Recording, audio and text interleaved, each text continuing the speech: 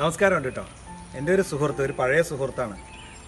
Socially അല്ലാതെ ഭയങ്കര റെപ്യൂട്ടേഷനുള്ള credibility ആ നാട്ടിലൊക്കെ ഒരു വലിയൊരാളാണ്.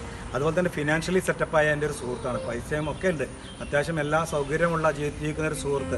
അവൻ്റെ മകൾ ഒരിക്കലും അവനോട് വന്നിട്ട് പറഞ്ഞു, എനിക്കൊരു അഫെയർ ഉണ്ട്, എനിക്കൊരാളെ ഇഷ്ടമാണ്, അതുകൊണ്ട് എനിക്ക് അദ്ദേഹത്തെ കല്യാണം കഴിച്ച തിരക്കില്ല. മകൾ ഡിഗ്രിക്ക് പഠിക്കുകയാണ് കേട്ടോ. അങ്ങനെ പിതാവ് പറഞ്ഞു, ഓക്കെ മോളെ ഞാനത് അന്വേഷിക്കട്ടെ, എന്നിട്ട് നമുക്ക് അതിനെക്കുറിച്ച് ചിന്തിക്കാമെന്ന് പറഞ്ഞു. അങ്ങനെ നിൽക്കുന്ന സമയത്ത് പിതാവ് പോയിട്ട് അന്വേഷിച്ച് വന്നതിന് ശേഷം രാത്രി എൻ്റെ മകളോട് പറഞ്ഞു, മോളെ നമുക്ക് ഈ അലയൻസ് വേണ്ട, ഈ സ്നേഹിത് നമുക്ക് ഒഴിവാക്കാം, ഇതൊന്നും ശരിയാവില്ല എന്ന് പറഞ്ഞു. അങ്ങനെ മോൾ ഒരുപാട് വാശി പിടിച്ച് മോൾ പറഞ്ഞു, എനിക്ക് ഇത് തന്നെ മതി, കല്യാണമാണെങ്കിൽ ഞാൻ ഇതേ കഴിക്കുള്ളൂ, വേറെ കല്യാണമൊന്നും ഞാൻ കഴിക്കാൻ പോകുന്നില്ല എന്ന്.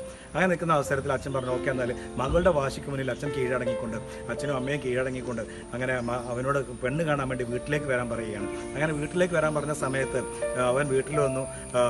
ഫ്രസ്ട്രേറ്റഡ് ആയിട്ടിരിക്കുന്ന അച്ഛനുണ്ട് അടുത്ത്, മിണ്ടാതിരിക്കുന്ന സൈലൻ്റ് ആയിരിക്കുന്ന അമ്മയും അടുത്തുണ്ട്. പക്ഷേ മകൾ വന്നു, അവർ കണ്ടു, ചായ കൊടുത്തു, ഒക്കെ ഒരു ഫോർമാലിറ്റി എന്നുള്ള രീതിയിൽ അതൊക്കെ തീർത്തു മകൻ പോയി. ഇറങ്ങാൻ സമയത്ത് മകനോട് അച്ഛൻ പറഞ്ഞു, ഒരു കാര്യം ചെയ്യും, എനിക്ക് നിങ്ങളൊന്ന് പേഴ്സണലായിട്ട് കാണണമെന്ന് സംസാരിക്കണമെന്ന്, നാളെ ഒരു കോഫി ഷോപ്പിൽ നിങ്ങൾ വരുമോ എന്ന് ചോദിച്ചു. അങ്ങനെ കാലിക്കറ്റിൽ ഒരു കോഫി ഷോപ്പിൽ ഇവർ സ്ഥലം ഫിക്സ് ചെയ്തു, ഇവരുമായിട്ട് ഒന്ന് സംസാരിക്കാനും ഈ മകനുമായിട്ട്. അതിൻ്റെ തലേ ദിവസം, ആ ദിവസം ഫിക്സ് ചെയ്തതിൻ്റെ തലേ ദിവസം ഇദ്ദേഹം കോഫി ഷോപ്പിൽ പോയിട്ട് വെയിറ്ററോട് ഒരു അഡ്ജസ്റ്റ്മെൻറ്റിലെത്തി. എന്താണെന്നറിയോ, ഞാൻ നാളെ ഒരാളുമായിട്ട് ഇവിടെ വരും, കോഫി കുടിക്കാൻ വരും. അപ്പോൾ വരുന്ന സമയത്ത് നിങ്ങൾ എന്ത് ചെയ്യണം, നിങ്ങൾ ആ കോഫി ലേശം ഒന്ന് അദ്ദേഹത്തിന് തട്ടിമറിച്ചിട്ട് അദ്ദേഹത്തിൻ്റെ ശരീരത്തിലൊന്ന് വീഴ്ത്തണം, എന്താ ഞാൻ നിങ്ങൾക്ക് തരാമെന്ന് പറഞ്ഞൊരു വേറൊരു ഇൻ്റർവ്യൂ ആണെന്ന് പറഞ്ഞിട്ടാണ് അദ്ദേഹം ഇത് ഇൻട്രൊഡ്യൂസ് ചെയ്തത്. അങ്ങനെ പിറ്റേ ദിവസം അവർ കോഫി ഷോപ്പിലെത്തി. എന്നെ വിളിച്ചു, എന്നോട് പറഞ്ഞു, എൻ്റെ മോളെയും കൂട്ടിയിട്ട് ഈ കോഫി ഷോപ്പിൻ്റെ ഒരു മൂലക്കൽ ഇരിക്കണം കിട്ടുമെന്ന്. അങ്ങനെ ഞാൻ ആ കോഫി ഷോപ്പിൻ്റെ മൂലക്ക് ഞാനും മകളും ഇവരുടെ ദൃഷ്ടി എനിക്ക് എത്താത്ത രീതിയിൽ ഞങ്ങൾ അപ്പുറത്തിരുന്നു. അങ്ങനെ ഇരിക്കുന്ന സമയത്ത് ഈ മരുമകൻ ആകാൻ പോകുന്ന ആൾ വന്നിരുന്ന് അച്ഛനും അവരോട് സംസാരിച്ച സമയത്ത് കോഫി വെയിറ്റർ വന്നു. അങ്ങനെ വെയിറ്റർ ഓർഡർ എടുത്ത് 2 കോഫി എന്ന് പറഞ്ഞു. അങ്ങനെ കോഫി എടുത്ത് കൊണ്ടുവന്ന സമയത്ത് ഈ വെയിറ്റർ എന്ത് ചെയ്തു, ഈ കോഫി ലേശം ഒന്ന് തട്ടിയിട്ട് ഇദ്ദേഹത്തിൻ്റെ ശരീരത്തിലൊന്ന് വീഴ്ത്തിയ സമയത്ത് ഇയാൾ ഫ്രസ്ട്രേറ്റഡ് ആയിട്ട് ഭയങ്കര ചൂടായിട്ട് അടിക്കാനൊക്കെ നിൽക്കുന്ന രീതിയിൽ ഭയങ്കരമായിട്ട് ഷോ ഓഫ് ഒക്കെ കാണിച്ചു കേട്ടോ.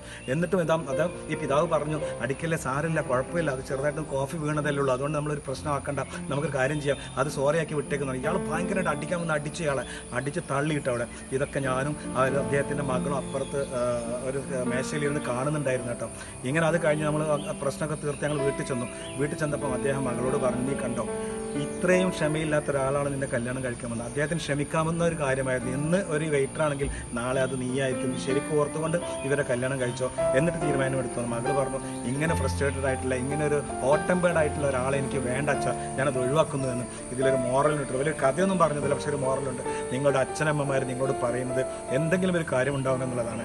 നിങ്ങൾ ഇതുപോലത്തെ പ്രപ്പോസലും കാര്യമൊക്കെ വരുമ്പം അവർ ഡിനൈ ചെയ്യുന്നുണ്ടെങ്കിൽ നിങ്ങളത് കാര്യം മനസ്സിലാക്കുക. നിങ്ങളെ ഇപ്പോഴത്തെ കാലത്തെ ചെറുപ്പക്കാരികളോടാണ് പറയാനുള്ളത്, നിങ്ങളെ എന്താണെന്ന് വെച്ചാൽ നിങ്ങളുടെ മോറൽ സൈഡ് അല്ലെങ്കിൽ നിങ്ങളുടെ ലൈഫ് ഏറ്റവും കൂടുതൽ നന്നായിട്ട് സെക്യൂർഡ് ആവണം, സേഫ് ആക്കണമെന്ന് ആഗ്രഹിക്കുന്നത് നിങ്ങളുടെ മാതാപിതാക്കൾ മാത്രമാണ്. അതുകൊണ്ട് അവരെ അനുസരിക്കുക നിങ്ങൾ. കാരണം നിങ്ങളുടെ ജീവിതം എന്ന് പറയുന്നത്, നമ്മുടെ ക്യാരക്ടർ എന്ന് പറയുന്നതാണ് നമ്മൾ ആ പയ്യൻ്റെ രീതിയിൽ കണ്ടത്.